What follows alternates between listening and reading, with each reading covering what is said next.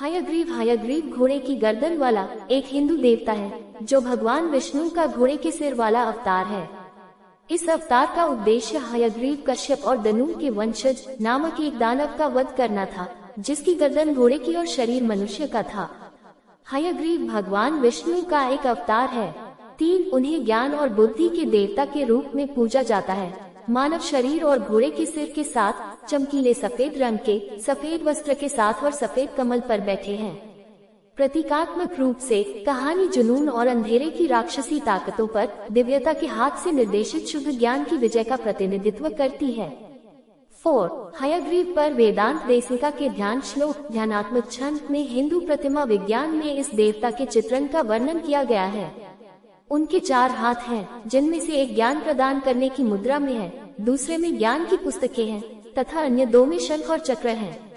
उनकी सुंदरता ताजे कटे हुए क्रिस्टल की तरह एक शुभ चमक है जो कभी नष्ट नहीं होती। मुझ पर कृपा की ऐसी शीतल किरणों की वर्षा करने वाले ये वाणी के स्वामी मेरे हृदय में सदैव प्रकट रहे। 5 कई अन्य स्रोतों में वह एक सफेद घोड़ा है जो हर सुबह सूरज को आकाश में खींचता है। महान महाकाव्य तारक युद्ध जैसे अन्य में जहां देवता दानवों राक्षसों द्वारा हमला किया जाता है और उन पर हमला किया जाता है, विष्णु हयग्रीव नामक एक महान क्रूर योद्धा के रूप में प्रकट होते हैं जब वह उनकी सहायता के लिए आते हैं।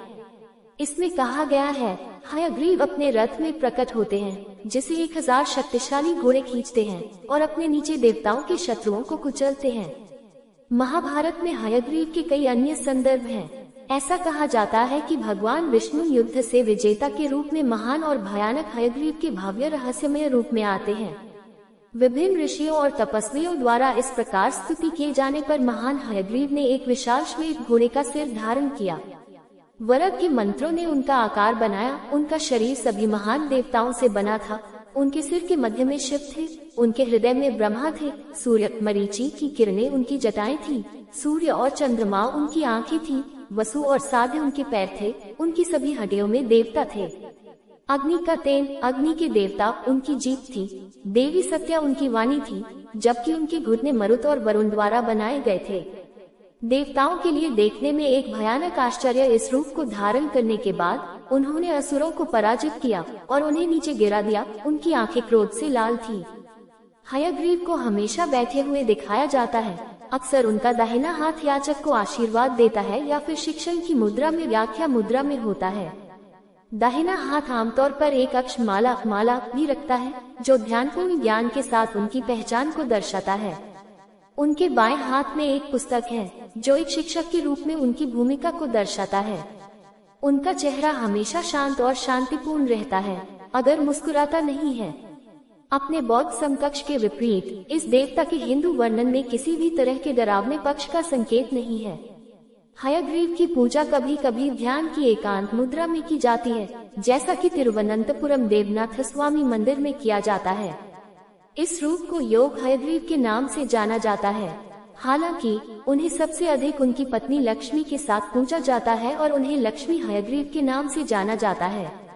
इस रूप में हयग्रीव मैसूर के परकला मठ के प्रमुख देवता हैं, जो एक महत्वपूर्ण श्री वैष्णव मठवासी संस्था है। पौराणिक कथाओं के अनुसार सृष्टि के निर्माण के दौरान मधु और कैटभ नामक 2 राक्षसों ने ब्रह्मा से वेदों को चुरा लिया था और उन्हें पुनः प्राप्त करने के लिए विष्णु ने हयग्रीव रूप धारण किया था। एक अन्य कथा के अनुसार सृष्टि के निर्माण के दौरान विष्णु ने हयग्रीव रूप में वेदों का संकलन किया था। हयग्रीव को भागवत पुराण के अध्याय 40 के 10वें सर्ग में विष्णु के 10 अवतारों में से एक के रूप में सूचीबद्ध किया गया है। पाठ में अक्रूर की प्रार्थना में हयग्रीव का नाम शामिल है, जब उन्हें यमुना में स्नान करते समय एक दर्शन हुआ था। 2 असुरों का नाश करके तथा ब्रह्मा को वेद लौटाकर परम पुरुष ने ब्रह्मा का शोक दूर किया। तब हरि की सहायता से तथा वेदों की सहायता से ब्रह्मा ने सभी लोकों को उनके स्थावर तथा जल प्राणियों सहित रचा।